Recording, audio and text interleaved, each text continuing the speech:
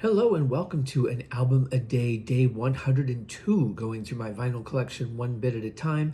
I realized something recently as I was kind of plotting out my albums for this month that there are just huge chunks from similar sections. So I'm going to try and, pepper those in a little bit more. So you may see like every third day there's going to be like a Deep Purple album, for example, or Uriah Heep or a soundtrack album because I don't want to get to the end and then just have like a bunch from one band because they've really dominated, although that may very well happen with Deep Purple.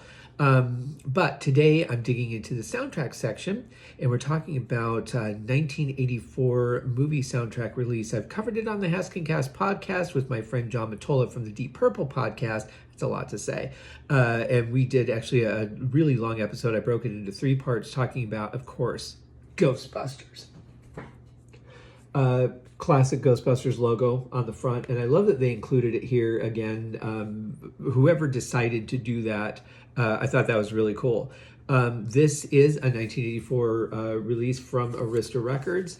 It is not in the greatest of shape, though. Unfortunately, this one does skip a lot. So I'm going to try and clean it again with my newer cleaner until I can get one of those like actual, things that you just put the record in and it does all the business for you.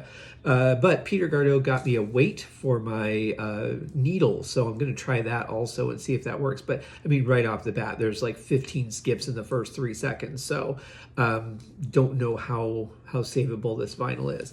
But I do love the Arista logo. I always have that color combination of, blue and pink going over the black. Didn't fully appreciate that actually until I moved to Colorado and would see sunsets that looked exactly like that over the Rocky Mountains. So there's that. On the back, we've got some shots from the movie. This picture, though, in the middle of the Ghostbusters, this one right here, this has always bothered me a bit because, well, I think this was taken... I don't know when this was taken in the movie because it could be a couple different spots, but who's missing is Ernie Hudson. Why are there no 4 Ghostbusters in that shot? That's always been a little bit weird to me. There is nothing but a generic sleeve. It's a plastic sleeve with Arista's logo on it, not a big deal, but no lyrics, no anything like that. And I'm wondering if the original copy I had, I seem to remember there was a black sleeve with lyrics, but I wasn't able to find anything on the internet that showed that there was one. So that might just be in my own head, or I might be thinking of a different album. But there's some really cool tracks on here. We open obviously with Ray Parker Jr.'s Ghostbuster post lawsuit from Huey Lewis. Cleaning Up the Town is one of those just like like you could just sit there and just snap your fingers to it. Really upbeat, just kind of fun, a little bit jazzy. Saving the Day is a killer track.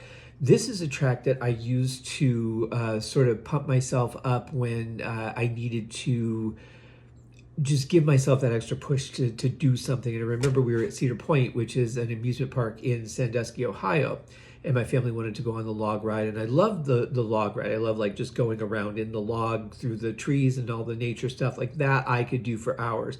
What would be the equivalent, I guess, of like a lazy river today. But I hate that roller coaster feeling. So I was like, really want the part A, but I hate part B. Can't we just get part B out of the way first? But of course, the hill is the last thing that you experience before the ride comes to a stop.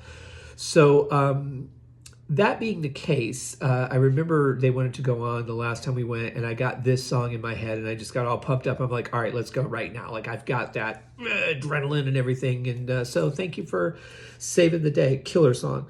In the Name of Love, I don't remember off the top of my head. I Can't Wait Forever, also don't remember off the top of my head.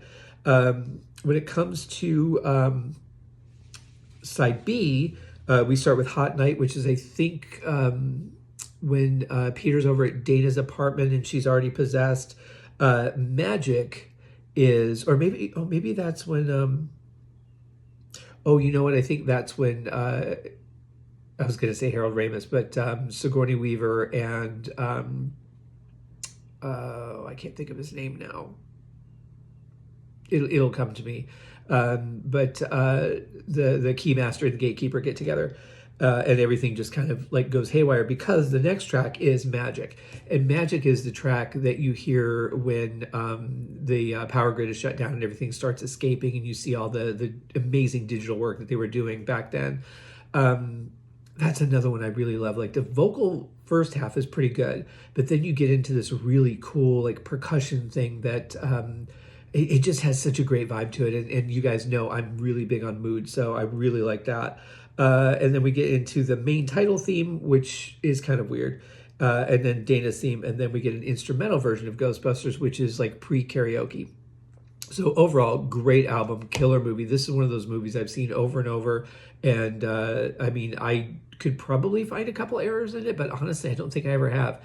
Just a fantastic movie, great acting, great improv.